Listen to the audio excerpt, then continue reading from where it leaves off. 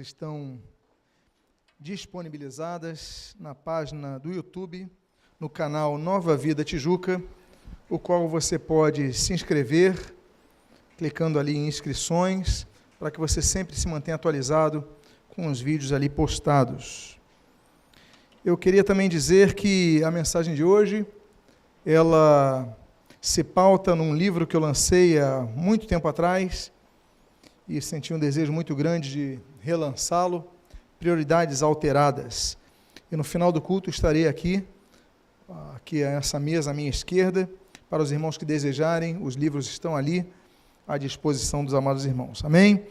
Eu convido a que você abra a sua Bíblia no 10º dos profetas menores, no 37º livro da Bíblia, no livro de um homem chamado Ageu, no hebraico Hagai, que significa festivo. Livro do homem festivo, mas que na verdade nós vemos que é um homem que alerta o povo acomodado que chegara à terra prometida e ali desistira, se esquecera de seu objetivo. Convido a que então todos fiquem de pé. Esse livro do profeta Ageu, o profeta Ageu, ele nasce no cativeiro babilônico. Então, se no ius sanguis ele é hebreu, no ius solus ele é babilônico. Ele é contemporâneo de Esdras, de Neemias e de Zacarias. O livro de Ageu é um livro com apenas 2 capítulos. E se nós tivermos que somatizar os versículos, é um livro tão pequeno que ele soma apenas 38 versículos, e você pode, depois que chegar em sua casa, relê-lo em poucos minutos, assim quando você o fizer. Todos encontraram o livro do profeta Ageu? E o título da mensagem de hoje é Prioridades Alteradas. Versículo de número 7, diz a palavra do Senhor. Assim diz o Senhor dos Exércitos: considerai o vosso passado. Oremos. Deus amado e Pai bendito, lemos a tua santa e preciosa palavra e nós pedimos, Deus, fala conosco nesta noite. E o que nós pedimos, nós o fazemos agradecidos em nome de Jesus. Amém. E amém. Os irmãos, por favor, podem tomar os seus assentos. Versículo de número 2. Eu vou pedir que voltem, por favor, à tela. Nós começamos a ver um processo que muitas vezes atinge o servo de Deus. Não apenas atingia aquele povo que voltara a Israel depois de um longo cativeiro, mas atinge muito dos servos de Deus, que é a acomodação, a terrível acomodação, a fatal acomodação. E nós vemos um processo que se inicia nesse versículo número 2, o qual nós lemos: assim fala o Senhor dos Exércitos, este povo diz, não veio ainda o tempo em que a casa do Senhor deva ser edificada. Quando nós falamos de tempo, a Bíblia diz que tudo tem o seu tempo determinado, e há tempo para todo propósito debaixo do céu. Isso está em Eclesiastes capítulo 3, versículo 1. 3 versículos depois, a Bíblia diz, por exemplo, que há tempo de rir e há tempo de chorar. Nos lembra, por exemplo, o Salmo de número 30, quando nós, muitas vezes, colhemos com lágrimas, mas com júbilo havemos de colher. Nós semeamos com lágrimas e com júbilo colhemos. O tempo é algo interessante, porque o tempo ele é determinado não apenas pelos propósitos de Deus, mas pela nossa atitude diante disso. A Bíblia diz, por exemplo, que uma das tribos de Israel, e a Bíblia fala sobre isso, o autor de Crônicas escreve sobre isso, ele vai falar que a tribo de Issacar, eles eram chamados os conhecedores do tempo.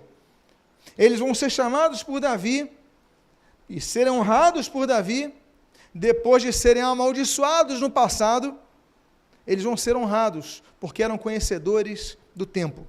A Bíblia fala muito sobre os tipos de tempo que nós vivemos. A Bíblia fala, por exemplo, no tempo de instabilidade, em Isaías capítulo 55.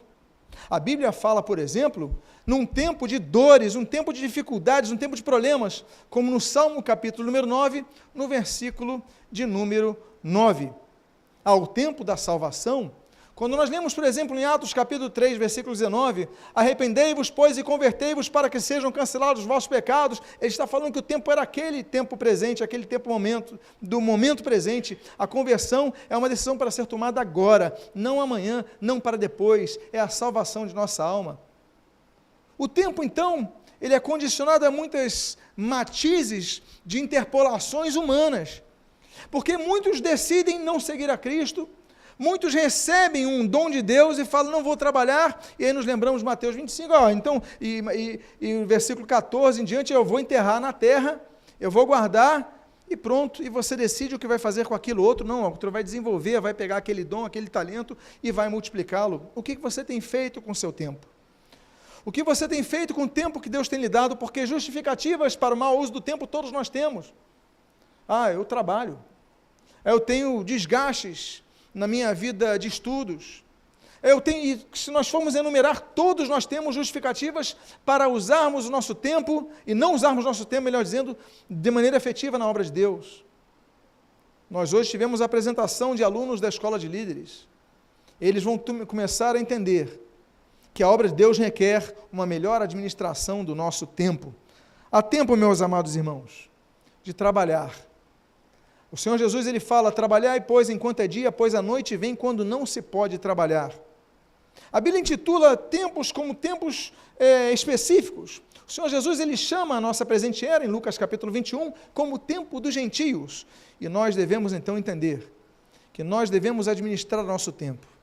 Nós, líderes, nós, diáconos, nós, professores de EBD, cada um de nós que está se envolvendo na obra, temos que administrar nosso tempo, e você que ainda não se envolveu, tem que administrar o seu tempo.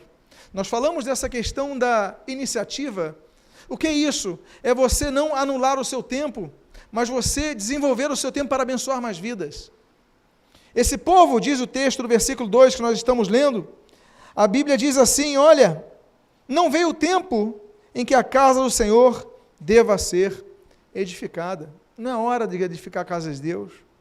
Deixa do jeito que está. A obra de Deus já tinha sido abandonada 15 anos antes. Eles voltaram para erguer o templo. Eles vieram da Babilônia para erguer o templo. Não é só construir a cidade, reconstruir a cidade, retomar a cidade ao domínio do povo ao qual foi prometido. Não. O objetivo era reconstruírem não apenas os muros, mas o templo, o culto ao Senhor. E eles começaram, abandonaram a igreja no cimento, e 15 anos se passaram. Procrastinação é uma praga. Procrastinação é um ídolo que tem feito com que a vontade de Deus não estabeleça em nossas vidas. O que você tem feito com o seu tempo na obra de Deus? O que você tem feito com o seu tempo dedicado ao chamado ao qual Deus lhe outorgou e depositou e lhe confiou? O que você tem feito com o teu tempo? Não é tempo ainda. E quem disse que não era tempo ainda? A Bíblia continua, e aqui nós temos um segundo ponto, no versículo número 4. Acaso é tempo de habitardes vós em casas apaineladas, enquanto esta casa permanece em ruínas? Vocês vão continuar, então vocês estão falando que ainda não é tempo de levantar a casa de Deus? E Deus faz uma pergunta, que é uma pergunta que nós chamamos no português de pergunta retórica. Ou seja, é uma pergunta que a própria pergunta já induz a uma resposta óbvia, central, única, específica. Quando Deus fala, então é tempo de vocês arrumarem as suas casas, embelezarem as suas casas, enquanto a minha casa permanece em ruínas. O problema daquele povo não eram os inimigos externos. O problema daquele povo era a indiferença com a obra de Deus. Quantos líderes hoje estão desviados que você conhece? Quantas pessoas que um dia evangelizaram com você na sua igreja, dirigiram louvor, vá se lembrando, deram aula de escola dominical, cuidaram das crianças, cantaram louvores, e hoje estão desviados, porque eles começaram nesse processo, que é o processo que vai ser, e Deus vai usar Ageu, para levantar essa voz profética e dizer, vocês dizem que não há tempo, que já não é tempo ainda, mas é tempo de vocês arrumarem as suas casas, é tempo de vocês arrumarem as vossas carreiras profissionais, é tempo de vocês arrumarem as vossas carreiras acadêmicas, é tempo de vocês fazerem tantas coisas, mas para obras de Deus ainda não é tempo. Deus levanta homens e mulheres para fazerem com que a sua igreja seja levantada. Ele está falando de um templo. A Bíblia menciona 3 templos, apenas 3. Ainda que há locais que são erigidos com propósito de culto a Deus. Nós temos, por exemplo, Gênesis capítulo 28, quando Jacó, após ter a visão da escadaria, ele então levanta uma coluna, a ergue e a unge com azeite, e ali declara que ser Betel, um local consagrado ao Senhor. Beit El, Beit, casa, El, Deus, casa de Deus. Nós temos depois, em Êxodo capítulo 25, o estabelecimento de um local temporário para abrigar a arca de Deus, que é um local chamado tabernáculo. Aí depois, nós temos a instituição do primeiro templo, que é o templo de Salomão, que nós podemos encontrar em 2 Crônicas, capítulo de número 7. Depois nós temos o segundo templo, o templo de Salomão, ele vai ser destruído em 586 a.C. Em 535 a.C., nós temos o segundo templo, em Esdras capítulo 1 vai falar a respeito do segundo templo, que é o templo de Zorobabel. Esse templo de Zorobabel é o templo que vai ser restaurado por Herodes, e cujo muro oeste é o chamado hoje Muro das Lamentações. O Muro das Lamentações é a única parte do templo que restou, do segundo templo, o templo de Zorobabel, reerguido por Herodes. É a única coisa. E nós temos o segundo templo. Aí você fala, mas pastor, o Senhor falou que o templo que nós vamos em Jerusalém, vemos que a única sobra do templo é o Muro das Lamentações, mas o Senhor falou que são 3, e o Senhor falando do segundo templo. Esse templo foi destruído no ano 70 pelo general Tito. E o terceiro templo? O terceiro templo ainda não foi construído, mas ele é mencionado de maneira clara em 4 capítulos da Bíblia. O terceiro templo é mencionado no livro do profeta Daniel, no capítulo 9, o mesmo Daniel fala no capítulo número 11, o Senhor Jesus fala isso em Mateus capítulo número 24, e nós temos a menção em 2 aos Tessalonicenses capítulo 2, os sacrifícios que voltarão a ser feitos, e os sacrifícios só serão feitos no templo. Ezequiel vai falar, vai ter uma visão a respeito do templo, e é uma visão, não é específico o templo, até pelas medidas, mas haverá a restauração de um templo. Esse é o terceiro templo que virá. O mais importante, então, é que nessa dispensação, os judeus já não têm templos para oferecerem sacrifícios nos dias atuais, vão ter num dia futuro, mas nós, hoje em dia, somos da dispensação do Espírito Santo, a dispensação da graça, a era da graça, onde nosso corpo é santuário do Espírito Santo, como o apóstolo Paulo assim determina em 1 Coríntios capítulo 6. O fato é que nesse texto está dizendo, vocês vão habitar em casas arrumadas, enquanto meu templo permanece em ruínas, vocês vão cuidar das suas carreiras, enquanto a obra de Deus permanece em ruínas. Nós não podemos ser indiferentes à obra de Deus. Nós não podemos nos tornar um mero auditório, porque a igreja não pode ser um mero auditório. A igreja tem que ser um povo que se reúne para adorar a Cristo, louvar a Cristo e usar aquilo que Cristo nos depositou, dons, talentos e habilidades naturais, o que Deus nos deu, nós temos que oferecer a Ele. Deus nos chamou, Deus nos vocacionou e Deus nos deu missões. O que você tem feito com a sua missão, enterrado na terra, escondido debaixo da cama, o que você tem feito? Nós temos que usar aquilo que Deus nos deu. Eu lembro aos irmãos do versículo 7, considerai o vosso passado. Considerai o vosso passado. Considerai o vosso passado. O versículo número 5, até o versículo número 6, a palavra de Deus continua dizendo, ora, pois, assim diz o Senhor dos Exércitos, considerai o vosso passado.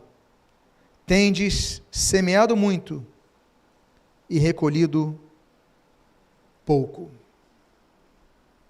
O esfriamento espiritual, ele acontece quando nós vamos abandonando as coisas que Deus nos confiou. O esfriamento vem, a acomodação vem.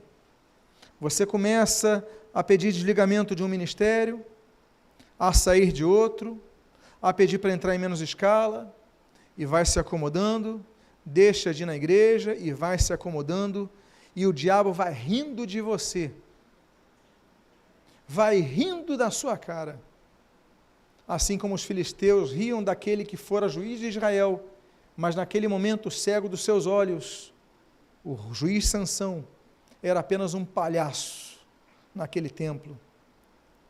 Considerai o vosso passado. A Bíblia fala, em Gálatas capítulo 6, versículo 7, que existe uma lei, e ali está falando, tem semeado muito e recolhido pouco, existe uma lei da colheita segundo a semeadura. Aquilo que o homem semear, isso ele colherá. Mas a Bíblia diz, meus amados irmãos, em Levítico, capítulo número 26, que muitas vezes nós vamos semear. Levítico 26 fala sobre o povo que desobedecia a Deus. Ele diz o seguinte: vocês vão semear, vocês vão colher, mas não vão colher para si, porque os inimigos virão e tomarão de vós os vossos frutos, a vossa colheita. Você não planta algo para o inimigo colher. Você não constrói algo para que o inimigo se aposse, mas era exatamente isso o que Deus profetizara nesse livro da Bíblia de Levítico 26. Você vai semear, mas o inimigo vai usufruir, e não é isso que Deus quer para a sua vida. Eu, quando leio o livro de Miqueias, no capítulo 6, eu me entristeço quando leio aquele texto que diz: olha, vocês colherão, pisarão nas azeitonas, mas não usarão o azeite. Deus fala sobre isso. Não te ungirás com azeite que pisarás na azeitona. Você vai pisar na azeitona. Você então plantou a azeitona, você colheu a azeitona, você carregou a azeitona para o lagar, você pisou na azeitona, mas diz a Bíblia, mas apesar de a pisardes, não te ungirás dela. Meus amados irmãos, é isso que você quer para a sua vida, porque é isso que estava acontecendo. Tendes semeado muito, mas recolhido pouco. Você já, tudo agora é mais difícil para a sua vida espiritual. Até a oração está pesada, até ir para um culto é pesado, até para fazer a obra de Deus é pesado. Isso acontece, e você vai desanimando, vai desestimulando, vai desistindo. A Bíblia diz: considerai o vosso passado. Considerai o vosso passado. A Bíblia continua, o versículo 6, então, ele continua dizendo o seguinte: comeis, mas não chega para fartar-vos. Bebeis, mas não dá para saciar-vos. Meus amados irmãos, você começa a perder a fome pelas coisas que você tinha fome. Você começa a perder a sede por aquilo que você gostava de tomar. Você começa a perder prazer naquilo que te alimentava. Você já não tem mais prazer na leitura bíblica. Você não tem mais prazer em ouvir a palavra. Você não tem mais prazer em servir no diaconato. Você não tem mais prazer em evangelizar. Você vai perdendo o prazer nas coisas de Deus. Meu prazer é meditar na tua palavra. Você lê isso na Bíblia, você fala: eu realmente lembro disso. Você se lembra do primeiro amor que é deixado, que esfria em muitos, porque o texto diz: olha, porque vocês abandonaram a obra de Deus, porque vocês só estão construindo as vossas carreiras, construindo as suas casas, apainelando as suas casas, embelezando as suas casas, mas abandonaram o templo. 15 anos abandonado, 15 anos abandonado. Então, vocês agora comem e não se saciam, bebem e não se saciam, não tem mais prazer. E é isso que acontece. Alimentos. A Bíblia fala em Mateus capítulo 4, versículo 4, o Senhor Jesus, ele diz: Olha, nem só de pão viverá o homem, mas de toda a palavra que sai da boca de Deus. Marcos capítulo 8 e capítulo 9, nós temos outro tipo de alimento. É o alimento que o Senhor Jesus multiplica. Na primeira multiplicação dos pães dos 5.000 pessoas, na segunda multiplicação dos pães dos 4.000 pessoas, a primeira sobram 12 cestos cheios, na segunda 7 cestos cheios, mas Jesus multiplica. Ainda que o seu alimento seja pouco, ainda que você tenha poucas coisas para oferecer ao Senhor, mas ofereça com fé que Deus vai multiplicar isso na sua vida. Ele quer multiplicar isso na sua vida. A Bíblia fala, por exemplo, sobre alimentos. Em João capítulo 4, versículo 34, Jesus falou sobre o alimento predileto dele. Qual era o alimento predileto de Jesus? Era o cordeiro? Não. Qual era o alimento predileto de Jesus? Era o pão? Não. Qual era o alimento predileto de Jesus? Era o peixe? Não. A Bíblia diz no versículo 34 desse capítulo 4 de João, ele fala o seguinte: olha, o meu alimento, pois, é fazer a vontade de meu Pai. O alimento de Jesus era esse, era isso que ele procurava comer, era isso que ele procurava engolir, mastigar, se alimentar, era isso, fazer a vontade de Deus.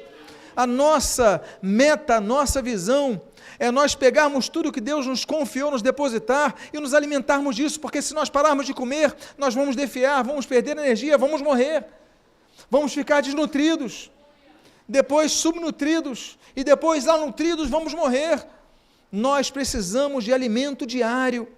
A palavra de Deus é alimento diário. O exercício ministerial tem que ser um alimento diário, porque Deus nos confiou para nós multiplicarmos. Não é para entregarmos um talento que nós recebemos, está aqui o mesmo talento. Ele não perdeu, ele não jogou fora, ele apenas não multiplicou. E ele perdeu tudo o que podia perder. Mas eu quero dizer para você uma coisa: encha-se de Deus. O Evangelho de João, ele diz que é o segredo a Jesus. Evangelho de João, no capítulo número 6, a Bíblia diz, o Senhor Jesus se apresenta como o pão da vida, não um pão como o maná que desceu do céu, não um pão como o maná que alimentava o povo, mas todo dia o maná apodrecia. Se você guardasse o maná para outro dia, o maná apodreceria e faria mal para você. Todo dia você tinha que colher o teu alimento, todo dia você tinha que depender de Deus, mas Jesus falou, apesar disso, quando entraram na terra prometida, o maná cessou. O maná cessou depois daqueles 40 anos, ele cessou e não mais caiu sobre a terra de Israel. Mas o que veio à terra de Israel, o que veio aos gentios, o que veio à humanidade foi Jesus, o pão que desce dos céus. É por isso que Jesus, ele quando pega aquele pão, um daqueles pães que estavam na mesa, ele rompe o pão ao meio, quebra o pão ao meio e diz, olha, este é o meu corpo que é dado em favor de vós. Jesus, ele parte o pão e ele se apresenta como o corpo de Cristo. Mensagem essa que Paulo vai usar quando vai escrever à igreja. Eu quero dizer uma coisa para você. Nós devemos nos alimentar. A Bíblia diz em 1 Pedro, capítulo número 2, desejai ardentemente o genuíno leite espiritual. Nossa função é desejar mais de Deus. Se você não buscar a Deus, você pode ter 1000 funções na igreja, você vai desanimar. Ah, pastor, mas eu exerço, eu sou líder dos diáconos. Olha, eu trabalho no evangelismo há 10 anos e evangelizei mais 1 milhão de pessoas. Mas se você não buscar a Deus, você vai desanimar. Nós devemos desejar buscar ao Senhor enquanto se pode achar, invocai-o enquanto está. Meus amados irmãos, é o que a Bíblia diz em Zacarias capítulo 1, versículo 3, e que é escrito novamente por Tiago capítulo 4, versículo 8, chegai-vos, pois, a Deus, e Ele se chegará a vós. Então, mais do que cargos que você tenha, alunos, mais do que as aulas que vocês tenham, que possam satisfazer a sua curiosidade, possam fornecer funções a vocês, mas a busca por Deus tem que ser pessoal, diária, constante, porque não podemos apenas trabalhar, nós devemos buscar a força para o trabalho, e a nossa força vem do Senhor, como disse Neemias. Comeis e não chega para fartar-vos. A Bíblia continua dizendo, nesse versículo número 6 ainda, vesti-vos, mas ninguém se aquece. Vesti-vos, mas ninguém se aquece. A vestimenta entra nesse mundo com o advento do pecado. No capítulo 3 de Gênesis, nós temos os 2 primeiros tipos de vestimenta da humanidade. Nós temos, por exemplo, no versículo número 7 do capítulo 3, as folhas de figueira. Quando Adão e Eva percebem que pecaram, se envergonham e buscam as folhas de figueira. Mas no mesmo capítulo, só que no versículo 21, a Bíblia diz que Deus lhes dá vestimentas de peles. A figueira, ela daqui a pouquinho secaria, porque a folha fora do seu tronco, alimentado pela raiz, ela vai secar, mas Deus lhe dá peles, apontando para o sacrifício de um animal. Aí nos lembramos de João capítulo 1, versículo 29, quando o João Batista ele fala a respeito do nosso Senhor e Salvador Jesus Cristo, olha, eis aí o Cordeiro de Deus que tira o pecado do mundo, apontando para aquele Cordeiro que os judeus conheciam de Êxodo capítulo 12, que era o Cordeiro Pascal, que foi ali morto por cada família para colocar o sangue no umbral daquela casa, para que o anjo do Senhor passasse por cima, por sobre o Pêssar, que é a tradução de Páscoa, então não viesse trazer juízo. Eu quero dizer uma coisa para vocês, amados irmãos, é o sangue de Jesus, do Cordeiro de Deus, que nos redime da culpa. Essa é uma belíssima profecia messiânica que nós temos aqui. Não temos apenas no versículo 15, quando fala da semente da mulher, mas nós temos no versículo 21, quando fala da pele que foi dada para cobrir o pecado. E não apenas cobrir, mas como diz Atos capítulo 3, versículo 19, para cancelar os pecados. Meus amados irmãos, vestes, então, apontam para uma identidade. Nos lembramos, por exemplo, das vestes de José, Gênesis capítulo 37. Nós temos ali José recebendo as vestes de seu pai e os seus irmãos o invejando. Muitas vezes, as vestes que nós vestimos geram reações nas pessoas. Se você é uma pessoa limpa, se você é uma pessoa que é luz, você vai gerar incômodo naqueles que habitam no meio das trevas.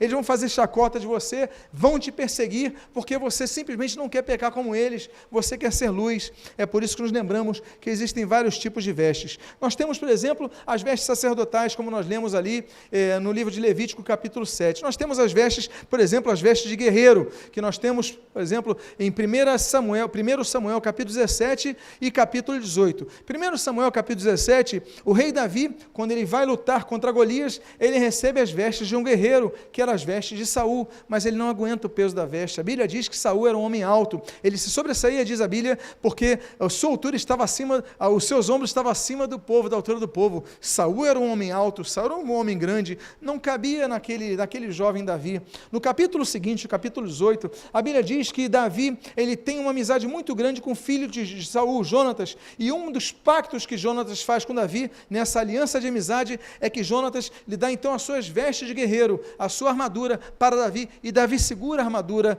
de Jonatas. Nós temos então as vestes de um guerreiro. Nós temos as vestes reais, como nós lemos, por exemplo, em Esther capítulo 6. Mas o que eu quero falar são as vestes que são a nossa identidade. A Bíblia diz no livro de Judas, no versículo 23, que nós devemos detestar, a Bíblia diz isso em português, está muito claro, detestar as roupas contaminadas pela carne.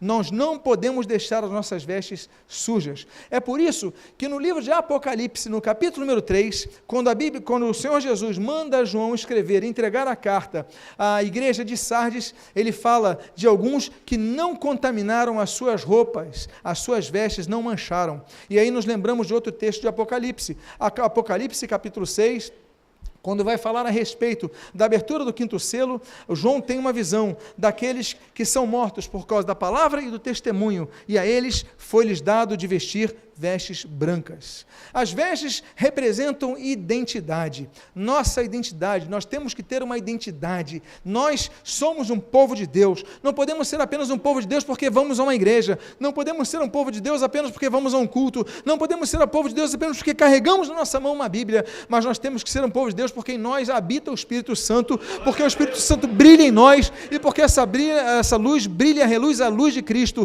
porque nós somos luz do mundo e nós somos sal da terra. É por isso que nós devemos vestir as vestes brancas, mas você veste com outras vestes, você não se aquece, você abandonou a obra de Deus, você desanimou da obra de Deus, você deixou a obra de Deus ao lado, então você vai vestindo roupas e nunca vai se aquecendo. A Bíblia continua dizendo, e o que recebe salário, o recebe para pô-lo num saquetel furado. Aí começam as várias crises em várias áreas, porque você começa a plantar e você começa a colher. E aqui está falando, olha, você agora não consegue nem o seu subsídio básico. O saquetel era a carteira da época, as pessoas não tinham uma calça como nós temos com bolso. Eles andavam na sua cintura com um saquetel, com uma sacola amarrada aqui, só que você colocava a coisa e saía quando estava furada. Nada sobra na sua vida. Você está abandonando as coisas de Deus e várias consequências vão seguindo a sua vida. E a Bíblia continua dizendo no versículo 10, por isso, os céus sobre vós retêm o seu orvalho e a terra os seus frutos. Os céus sobre vós retêm o seu orvalho. O que é orvalho? Orvalho é o que nos mantém vivos no deserto. O orvalho é o refrigério contra o calor do deserto. Você tem aquela noite fria, você pega o orvalho, renova, ganha as forças e começa então a enfrentar o seu dia. Mas a Bíblia diz que os céus começam a reter o seu orvalho e você já acorda desanimado. Você já acorda sem vontade de nada, porque o orvalho é o orvalho da manhã. Você já acorda sem esperança. Você já acorda não querendo acordar, porque você começou a abandonar as coisas fundamentais. O Senhor Jesus, ele diz em Mateus 6,33, buscai, pois, em primeiro lugar o reino de Deus e a sua justiça, e as demais coisas vos serão acrescentadas. Você abandonou o reino de Deus e a sua justiça, você deixou para trás, e você foi abandonando. Aí Deus começa a intervir. Aí ele intervém no teu saquetel, ele intervém nos orvalhos que vêm do céu. O saquetel você pode até falar, poxa, mas a administração é minha, mas o orvalho não depende de você, depende de Deus. E Deus retém. Começa a sua vida a ficar mais seca. Você já acorda na sequidão, você já acorda sem conseguir respirar. Tudo é um fardo para a sua vida. A sua vida passa a ser um fardo. E a Bíblia continua dizendo, então, no versículo 11, na sua primeira parte, fiz vir a seca sobre a terra e sobre os montes. Fiz vir a seca sobre a terra e sobre os montes. Na simbologia bíblica, a terra representa várias coisas, dentre as quais o local onde nós peregrinamos, o meio onde nós militamos. Mas os montes representam outras coisas. Nós temos vários montes na Bíblia citados. Gênesis capítulo número 8, fala, por exemplo, sobre o Monte Ararat, o Monte do Repouso. Gênesis capítulo número 22, por exemplo, fala a respeito do Monte Moriá, o Monte da Prova, o Monte do Desafio, o Monte de testar a nossa fé. A Bíblia diz, por exemplo, em Deuteronômio, capítulo 27, sobre o Monte Ebal, que é o Monte da Maldição. Mas a Bíblia fala em Deuteronômio, capítulo 28, sobre o Monte Gerizim, que é o Monte da Bênção. A Bíblia fala, por exemplo, em Deuteronômio, capítulo 34, sobre o Monte Pisga, que é o Monte da Visão. Mas nós temos vários montes, o monte, por exemplo, da dúvida, o Monte Carmelo. 1 Reis, capítulo 18. Até quando cocheareis entre dois caminhos? Se o Senhor é Deus, seguiu. Se é Baal, seguiu. E o povo não se decidia, como diz esse capítulo de 1 Reis, capítulo 18. Mas o mais belo de tudo isso, meus irmãos, é que nós temos, por exemplo, Lucas capítulo 22, o Monte da Oração, o Monte das Oliveiras. Estivemos lá há pouco tempo atrás, no sopé do Monte das Oliveiras, o local que Jesus orou. Olha que coisa bonita. Mas ainda assim existe um monte com mais significado para todos nós. Sem esse monte, não estaríamos aqui reunidos. Sem esse monte, não estaríamos vivos. É o monte da vida, o monte da transformação, o monte da restauração, que Mateus capítulo 17, ele chama de o monte da caveira, o monte Calvário, o monte da vida. É graças a esse monte que nós temos vida, e vida é abundância, como Jesus promete. Mas Deus, ele diz para esse povo, eu fiz vir seca sobre a terra e sobre os montes. Você vai ao monte e você se encontra seco. Você vai na igreja e você sai de lá tão seco como entrou. E você vai culpar o pastor, vai culpar o louvor, vai culpar o pregador, vai culpar o introdutor, vai culpar o som, mas o problema não está em ninguém, senão em você mesmo, porque você deixou de buscar a Deus na sua vida íntima. Fiz secar a terra e fiz vir seca sobre os montes. E aí a Bíblia continua. E também sobre o cereal. E também sobre o cereal. O pão, o cereal que faz o pão. O pão ainda aparece na Bíblia como a consequência do pecado. A gente, com o suor do nosso rosto, nós vamos comer o nosso pão. Gênesis capítulo 3. Nós temos em Gênesis capítulo 14, o pão com novo significado. O encontro de Abraão com Melquisedeque, ele traz pão e vinho. Já temos um pão apontando para aquele Melquisedeque que viria depois, o Senhor Jesus, sem genealogia anterior, sem princípio nem fim. O Senhor Jesus estabeleceria aliança com pão e com vinho, rememorando ali o que nós lemos ali em Gênesis capítulo 14. Nós temos os pães asmos, a festa que durava 7 dias ali, que junta com a festa da Páscoa, em Êxodo capítulo 12. Em Êxodo capítulo 16, nós temos, por exemplo, a vinda do pão que desce dos céus, no caso, não o Senhor Jesus, mas ali, voltando a falar do maná. Era um pão interessante, era feito de, tinha gosto, tinha forma de pão, mas tinha gosto de mel. Mas não é esse pão que nós precisamos. A Bíblia fala que o pessoal começa a comer esse pão e murmura. A Bíblia diz que o povo chama esse pão de pão vil, em Números capítulo 21. A Bíblia diz, e aí Deus manda aquela praga sobre o povo que murmura sobre aquilo que Deus dá, o suprimento de Deus. Então vem males sobre essas vidas, nós não podemos fazer isso. Aí o povo, então, em Malaquias capítulo 1, nós vemos que o povo, tendo o melhor, oferece o pão vil, tem o pão vil. Mas eu quero falar dos pães, os pães que nós temos que comer. Os pães que, por exemplo, a Bíblia diz em Mateus capítulo 6, o pão nosso de cada dia dá-nos hoje, nós temos que sempre orar a Deus pedindo o pão nosso de cada dia. Marcos capítulo 6, Marcos capítulo 8, as duas multiplicações dos pães, Jesus ele multiplica aqueles pães e ainda sobra. Quando Jesus entra na nossa vida, nós precisamos pedir, Deus entra na minha vida, eu tenho pouco para te oferecer, e Deus você começa a te usar, e você fala, Deus, como tens me usado? E Deus então te usa para abençoar. A Bíblia diz em Lucas capítulo 4, na tentação de Jesus ali, naquela montanha, na cercania de Jericó, a Bíblia diz, olha, o Senhor Jesus disse a Satanás, nem só de pão viverá o homem, texto de Deuteronômio, mas de toda a palavra que procede da boca de Deus. Nós temos que nos alimentar da palavra. Volto a dizer, vocês vão ser preparados na palavra.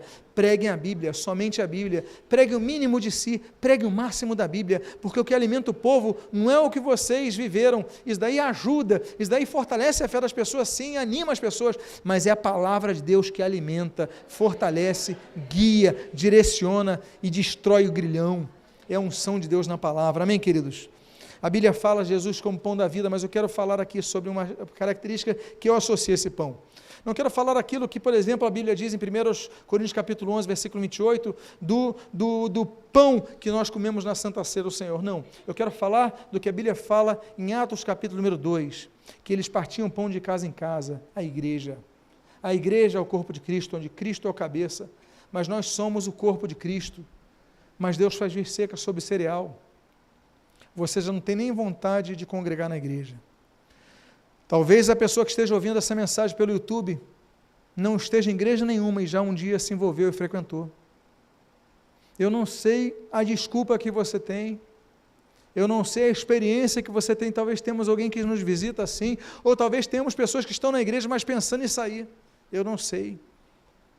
Mas o fato é que quando você se distancia de Deus, se acomoda, 15 anos a casa de Deus abandonada, as coisas começam a não ter sentido para você, nem aí da igreja, fica tudo pesado. Considerai o vosso passado. Versículo 7, considerai o vosso passado. E a Bíblia diz, e sobre o vinho representa alegria. O Senhor Jesus, no seu primeiro milagre, João capítulo 2, na cidade de Caná, nas cercanias, uma aldeia do lado de Nazaré.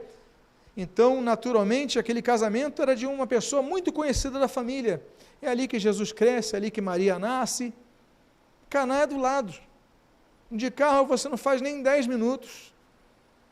Aí Jesus chega ali, acaba o vinho, Jesus pega a água e transforma em vinho. A alegria é renovada, só que o vinho é melhor. o mestre Sala diz a Bíblia que ele prova o vinho, ele diz esse vinho é melhor, a qualidade é melhor, porque Jesus, ele transforma a nossa fase difícil numa fase maravilhosa. Eu quero dizer para vocês isso, ele quer mudar a sua fase, porque nesse momento, o povo tem seca sobre o vinho, você tem seca na sua alegria, e eu quero dizer para você que Jesus quer restaurar a sua alegria. A Bíblia diz então, e sobre o azeite. O azeite você sabe o que significa. Você sabe que a unção era feita com azeite. Nós temos a unção, por exemplo, sobre objetos, como uma pedra, em Gênesis capítulo 28, quando Jacó unge aquela pedra em Betel, e aí derrama azeite sobre a pedra. Nós temos no livro de Êxodo, capítulo 29, por exemplo, azeite sendo derramado sobre o altar, um altar consagrado ao Senhor. Nós devemos, a nossa vida tem que estar no altar de Deus, temos que ser consagrados a Deus. A Bíblia fala em Êxodo capítulo 30, por exemplo, que os utensílios do templo eram consagrados a Deus e ungidos. Agora, pessoas eram ungidas. Levítico capítulo 7 diz que os sacerdotes eram ungidos com azeite. A Bíblia diz em 1 Samuel capítulo 10 que os reis recebiam unção de óleo sobre as suas cabeças. E a Bíblia diz, por exemplo, eu falei dos sacerdotes, eu falei dos reis, mas faltou uma categoria, que é a categoria dos profetas. A Bíblia diz em 1 Reis capítulo 19 que Elias ungiu Eliseu derramando óleo sobre a sua vida. Mas o óleo mais importante que nós precisamos é aquilo que a Bíblia descreve, por exemplo, em 1 Pedro capítulo 2, é o derramar do Espírito Santo sobre a igreja. Nós não podemos deixar a seca vir sobre o nosso azeite. Nós temos que pedir, Deus, renova a minha vida. E hoje é um culto que você veio aqui para orar, para clamar ao Senhor, para que as coisas mudem, em nome de Jesus. E eu concluo com o último texto desta noite, que é do versículo número 14.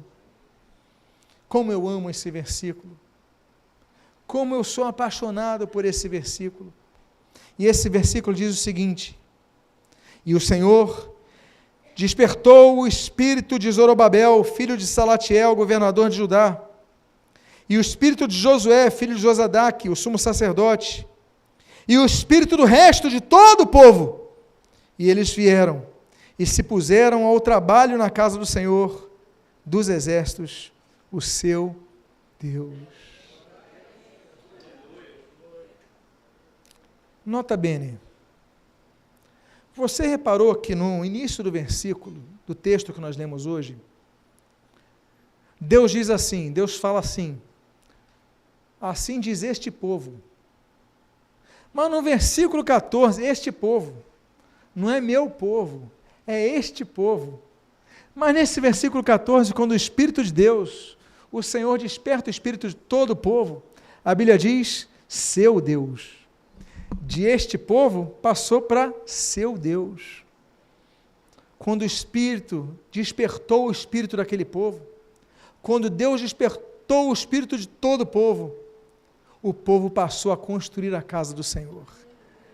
O que eu desejo com essa mensagem, a você que está aqui presente, a você que está ouvindo essa mensagem pela internet, é que o Deus desperte o teu espírito, a tal ponto que você se reanime a servir na casa de Deus, se reanime a ser usado por Deus, se reanime a ser capacitado para ser usado na casa do Senhor, e por causa disso, você está ouvindo essa mensagem, é por causa disso que você está presente aqui, é por causa disso que você recebeu esse link, é por causa disso que você está ouvindo essa palavra, porque é momento de Deus despertar o teu espírito, como diz a Bíblia, no livro de Efésios capítulo 5, desperta, tu que dormes, levanta-te de entre os mortos, e Cristo te iluminará.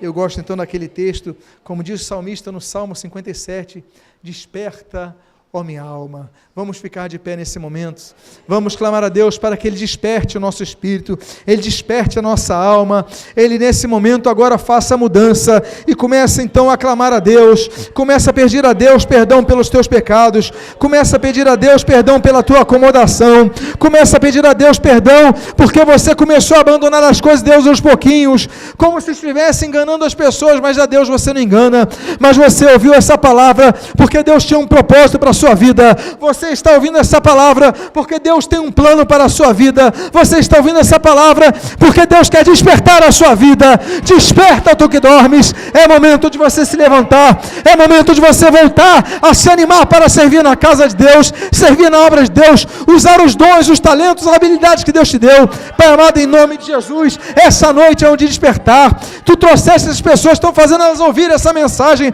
para que despertem, Pai, que sejam despertados o teu Espírito Santo, que haja olhos sobre as suas vidas, que haja olhos sobre as suas cabeças, que não haja mais sequidão nos montes, que não haja mais sequidão nos cereais, que não haja mais sequidão nos vinhos, que não haja mais sequidão na terra, mas o orvalho volte a descer sobre essas vidas, e eles sejam restaurados em ti, que seja uma noite de restauração. Desperta a tua igreja, desperta o teu povo, desperta os teus filhos, e que em nome de Jesus, cada que seja despertado, cada um aqui volte diferente, aquele que deixou de te buscar, volte a te buscar, aquele que deixou de orar, volte a orar, aquele que deixou de buscar uma intimidade maior contigo, volte a ter essa intimidade, aquele que deixou de ler a tua palavra, volte a ter prazer na tua palavra.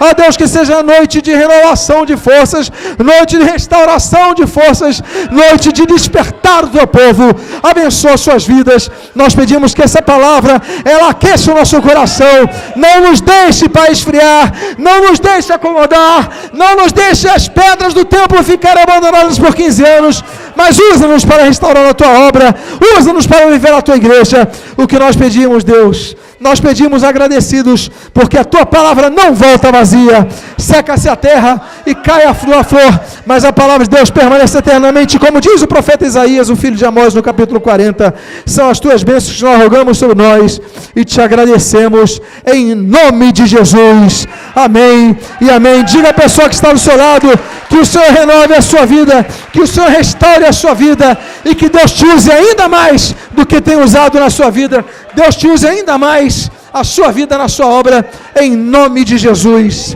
amém e amém. Ainda de pé, eu tenho comunicado